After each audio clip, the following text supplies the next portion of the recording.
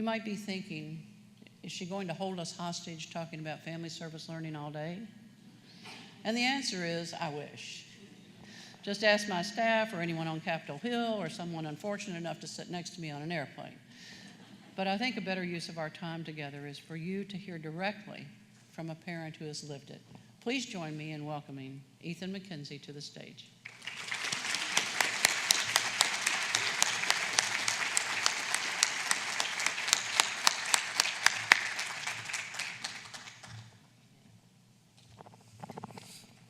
Good morning.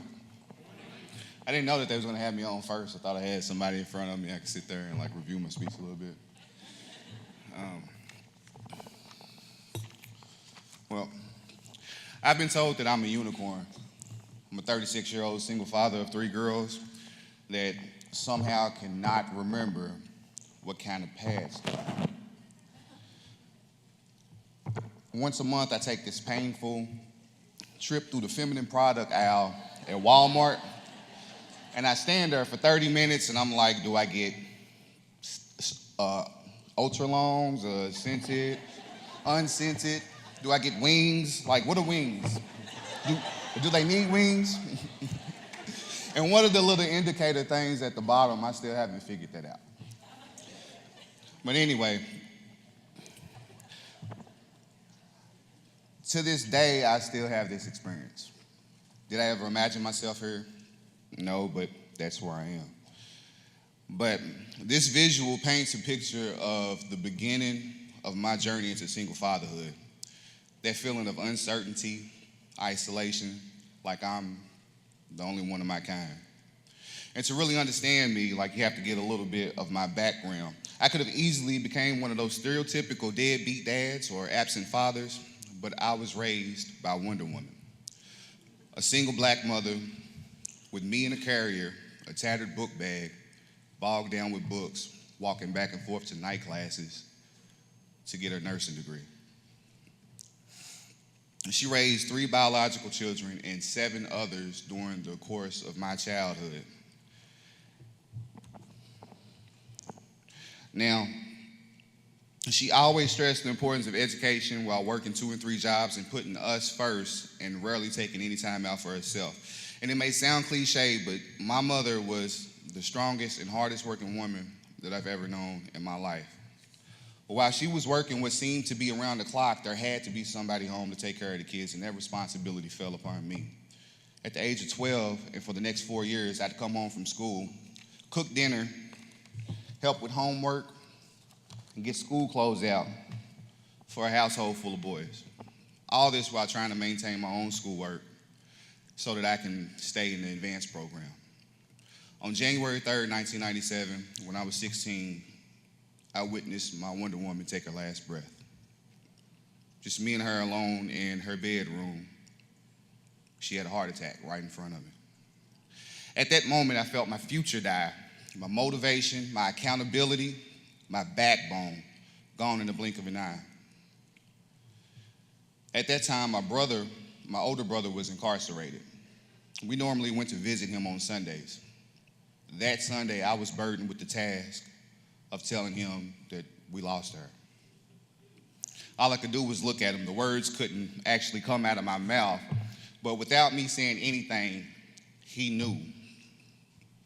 After her death, I battled depression and struggled to focus in school. I was taken out of AP classes, placed in honor classes, and eventually, during my senior year, I dropped out. And coincidentally, that year was my first trip to Florida. Against the wishes of my grandparents and my dad, who I lived with at the time, I just up and left. And sitting on the beach in Panama City on the rock, I decided to let all my pain, anger, frustration, just let it go. In my mind, I came to terms with my mother's death. But in actuality, it took me becoming a single parent and the struggles of the responsibility that comes along with that to realize that I still carried that pain with me because I did not have her to talk to or vent to.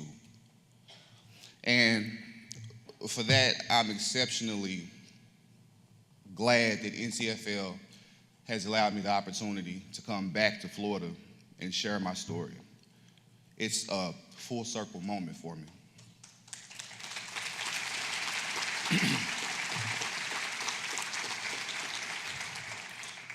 Now, if we fast forward some years, I ended up being a father to 3 beautiful young ladies. Somewhere along the line, their mom, my high school sweetheart, became addicted to prescription pain medication after having multiple car wrecks after the birth of our kids. When her symptoms reached their height, we decided that it was best that we separate and I take the girls with me. And at that moment is when I realized how much of an eye-opening experience it was to be a single parent. I was used to the basics like helping with homework and, cooking and all of that, but I was also used to boys. Now, girls, that's a whole different story, They come with these things called emotions that we men are not programmed to actually deal with. But though I have a lot of male friends that are actually active fathers, awesome fathers, none of them could relate to what it was that I still do day in and day out. And it was that feeling of isolation that led me to 291 Fatherhood and Families. And needless to say, Dr. Georgia Turner and staff, they welcomed me with open arms.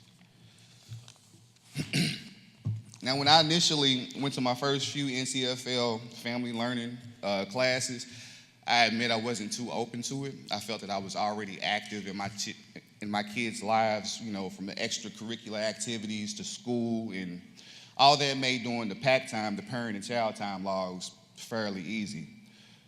But what the kicker was when it was time for me to do parent time logs, I realized that I took little to no time out for myself throughout the course of a week to even get any me time to recharge my battery as a parent. And eventually, with a very gentle nudge from Dr. Turner, I started getting back in the gym. I rerouted my career path. I quit doing restaurant management, and I secured a job with the Board of Education back home. And also, I found a house for me and my girls.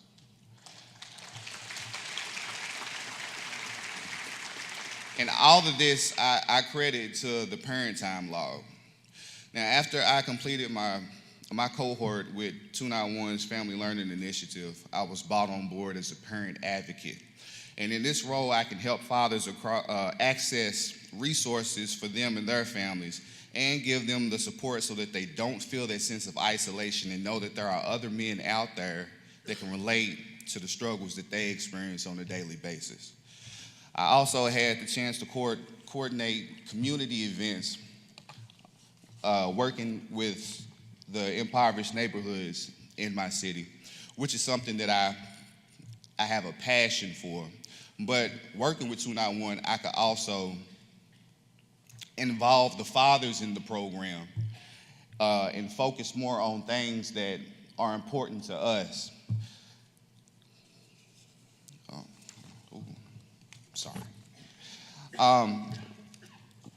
Through the service learning projects, we were able to access family court judges, attorneys, child welfare office, CPS, and child support, bring them to the table and have a question and answer session, not just for the 291 fathers, but also for fathers across the city.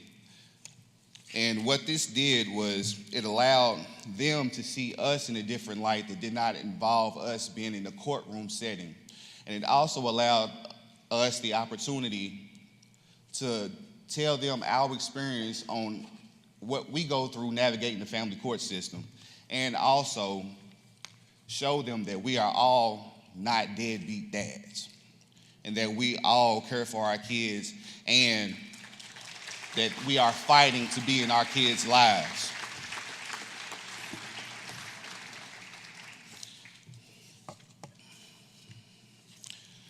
And what this does is it also